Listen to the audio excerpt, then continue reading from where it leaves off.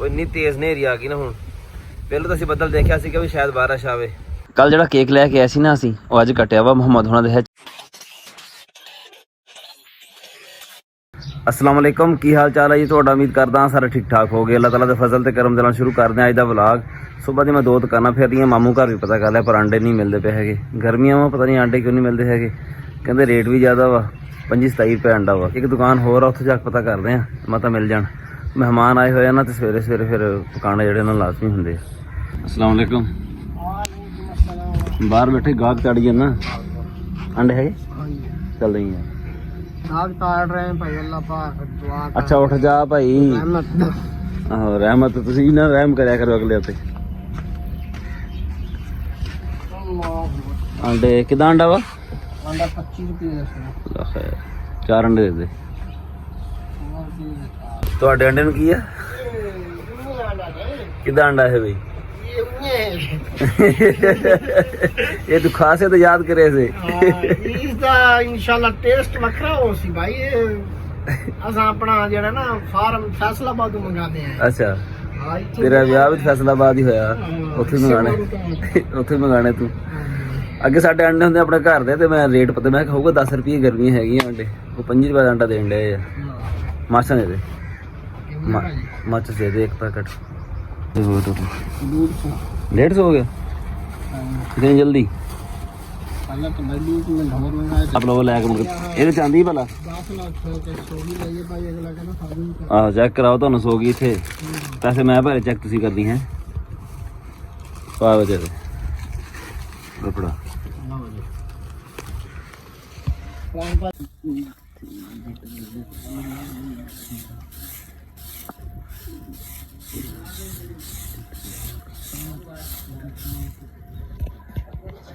आ गया वहाँ। अच्छा ना सारे कागज नहीं जो पै जड़े आ पै सारे कागज चक के सारे बाहर छड़ दे, एक करके एम करके छड़ दे, सफाई कर देना। सुबह सुबह ना दुकान की सफाई करन लगे हैं। मुहम्मद ने बुलाया, मैं कहा कागज जो फसे हुए नेटां दे कढ़ दे, सिट ते होर सिट हजे लेंदे अबू पिछे आ, तू चंगा दाल लाण लगा। देख सारे पै उदां ही चुकदा, शाबाश जल्दी कर। तो गर्मी हैगी बहुत ज़्यादा, पानी छिड़कते हैं दुकान के अगे, नाले जो बूटा खड़ा पिछे ये किधर गया आला, इनू पानी पाने हैं, ग्रोथ हूँ ठीक करता पाया वा। तो बड़िया कोंपलां शोपलां कड्डियां इन्हें, वो भी इन्नी गर्मी दे विच बड़ी गल है। पानी पाने हैं ना ठीक हो जाएगा, हो सका।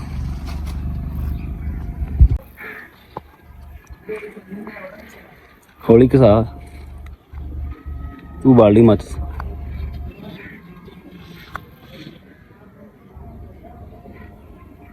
अगे थले लाई दी है, थले ला, थले थले। हाँ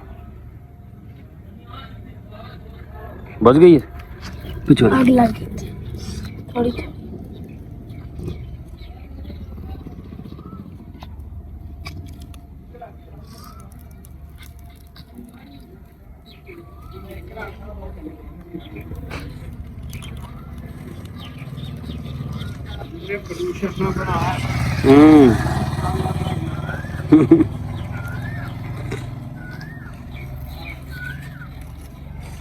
ये पैप चला के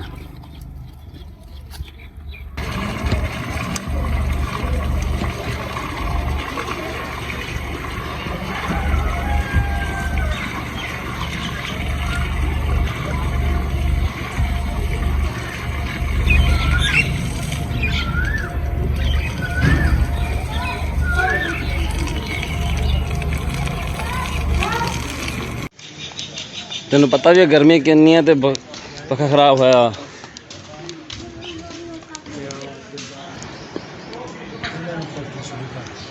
ये रात में बड़ा तंग करता पक्खा सना, सारी तार लगा दी बाहर। इधरों कटांगे ना हम, उधर तो ना बचे, उधरों हिल हिल के टुट जाए पैर।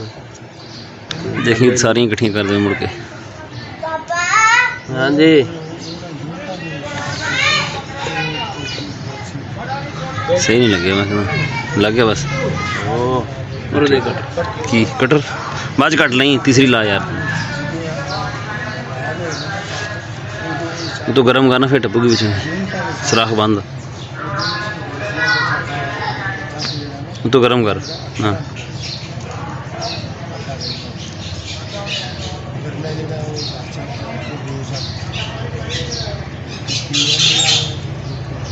धोता सुने चंगा रास्ते की तरह। तू आने तवार छड़ पिछे देख जरा, पिछे देखी।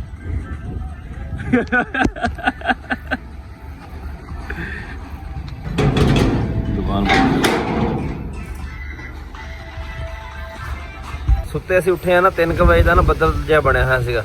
ਉਹ ਇੰਨੀ ਤੇਜ਼ ਹਨੇਰੀ ਆ ਗਈ ਨਾ ਹੁਣ। ਪਹਿਲਾਂ ਤਾਂ ਅਸੀਂ ਬੱਦਲ ਦੇਖਿਆ ਸੀਗਾ ਵੀ ਸ਼ਾਇਦ ਬਾਰਿਸ਼ ਆਵੇ, ਪਰ ਲੱਗਦਾ ਨਹੀਂ ਵੀ ਬਾਰਿਸ਼ ਆਏਗੀ। ਹਨੇਰੀ ਤੋਂ ਬਾਅਦ ਬਾਰਿਸ਼ ਵੀ ਸ਼ੁਰੂ ਹੋ ਗਈ ਆ। ਪੱਠੇ ਸਾਡੇ ਨਾਲ ਕੁਤਰਨ ਵਾਲੇ ਰਹਿ ਗਏ, ਵਿੱਚ ਹੀ ਬਿਜਲੀ ਚਲੀ ਗਈ ਆ। ਡੰਗਰ ਹੁਣ ਉਦਾਂ ਹੀ ਖੜੇ ਸਾਡੇ।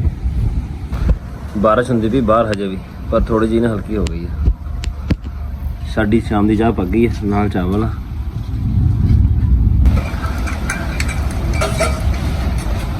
मध्य आ गए बिस्कुट। खाला खाला मजे दे ना। नाल फड़ ला, खाला अपना इतना फड़ ला।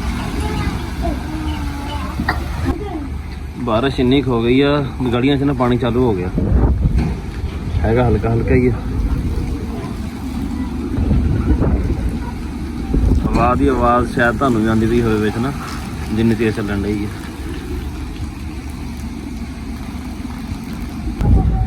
देखना चाहिए कि थोड़ी भज ला।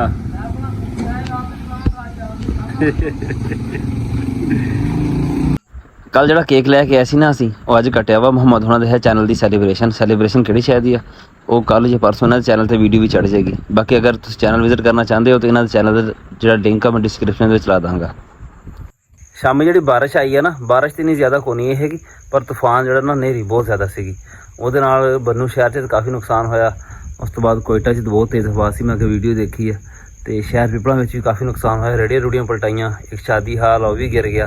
शाम की ना बारिश की वजह तो बिजली भी खराब हुई है। बाकी जो नुकसान होया सारे पिंड वगैरह के या खेतों में वो हुण बाहर निकलांगे, सुबह तो पता लगेगा भी की होया वा। फिलहाल तो सानू ना उहदे बारे कोई इल्म नहीं हैगा। साडा अज दा व्लॉग इन्ना ही सीगा, उम्मीद है तुहानू पसंद आया होगा। कमेंट करके जरूर दस्सिओ। अल्लाह हाफिज़।